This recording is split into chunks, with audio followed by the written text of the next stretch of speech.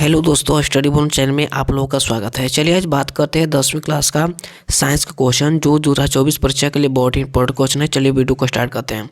पहला नंबर प्रश्न है कि दो तंत्रिका कोशिकाओं के मध्य खाली स्थान को क्या कहते हैं? तो इसका ऑप्शन सही है, करेक्ट है, सिनेप्स कहा जाता है। क्या कहा जाता है? सिनेप्स कहा जाता है।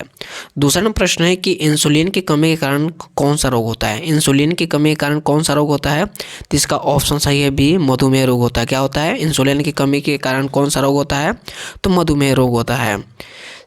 तीसरा नंबर प्रश्न है कि गवाइटर अथवा घेंघा किससे पनपता है? तो इसका ऑप्शन सही है, तीसरा का ऑप्शन सही है, बी, आयोडीन की कमी के कारण घेंघा रोग होता है।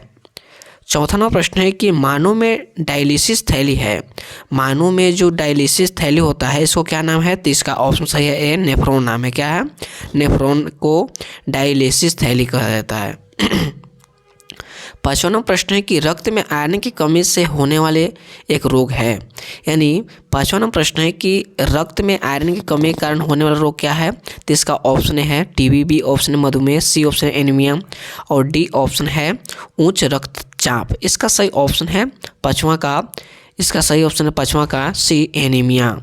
छठा नंबर प्रश्न है कि कौन सी ग्रंथि अंत स्त्रावित और बाह्य स्त्रावित दोनों हैं? तो इसका ऑप्शन सही है, इसका ऑप्शन है गुर्दा, बी ऑप्शन है यकृत, सी ऑप्शन एड्रिनल और डी ऑप्शन है अग्नाशय। इसका सही ऑप्शन है छठा का, यानी अग्नाशय जो है अंतःस्त्रावी ग्रंथि और बाह्य स्त्रावी ग्रंथि दोनों है।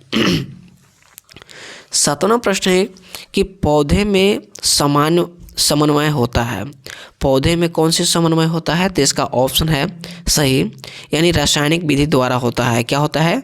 रासायनिक विधि द्वारा होता है। आठवां प्रश्न है कि निम्नलिखित में से कौन सा पादप हार्मोन है? निम्नलिखित में से कौन सा पादप हार्मोन है? तो इसका ऑप्शन सही है साइटोकाइनिन जो है जो पादप हार्मोन है। नौवां प्रश्न है कि इनमें से कौन सा फल पकाने के लिए प्रयुक्त होता है? निम्नलिखित में से कौन सा है जो फल पकाने में प्रयुक्त होता है? तो इसका ऑप्शन सही है, सी, यानी एथिलीन। क्या है? एथिलीन जो एक ऐसा पदार्थ है जो फल को पकाने में काम किया जाता है।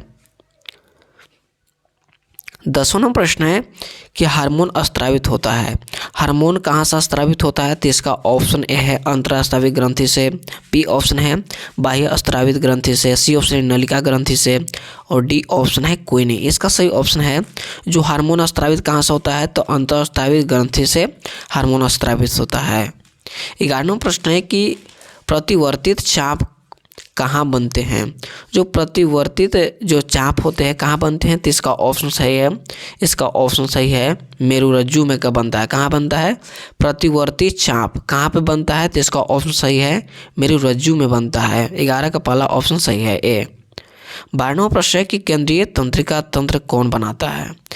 केंद्रीय तंत्रिका तंत्र कौन बनाता है? तो इसका ऑप्शन है पादप, बी ऑप्शन मस्तिष्क, सी ऑप्शन है मस्तिष्क और मेरुरज्जु और डी ऑप्शन इनमें से कौन है? इसका सही ऑप्शन है कि 12वां का सही ऑप्शन है सी, यानी मस्तिष्क और मेरुरज्जु जो है जो केंद्रीय तंत्रिका तंत्र को बनाता है। 13वां प्रश्न है कि निम्नलिखित में से मादा ग्रंथि किसे कहते हैं? निम्नलिखित में से मादा ग्रंथि किसे कहते हैं?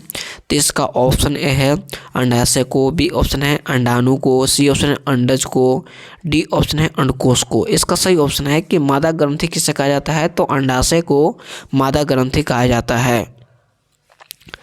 14वां प्रश्न है कि मास्टर ग्रंथि कहा जाता है, जो मास्टर ग्रंथि किसको कहा जाता है? तो इसका ऑप्शन सही है, ए, यानी पिट्यूटरी ग्रंथि को मास्टर ग्रंथि भी कहा जाता है। 15वां प्रश्न है कि शरीर का प्रमुख समन्वय केंद्र क्या है? यानी शरीर का प्रमुख समन्वय केंद्र क्या है? तो इसका ऑप्शन ए है नाभि, बी ऑप्शन है पैर, सी ऑप्शन है मस्तिष्क और डी ऑप्शन है पेट। इसका सही ऑप्शन है 15वां का सी ऑप्शन है मस्तिष्क। जो मस्तिष्क है जो शरीर का प्रमुख समन्वय केंद्र है। 16वां प्रश्न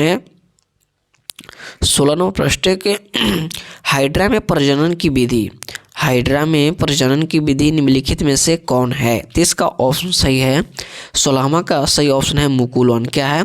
मुकुलन। हाइड्रा का प्रजनन विधि क्या है? तो मुकुलन द्वारा प्रजनन विधि होता है इसका।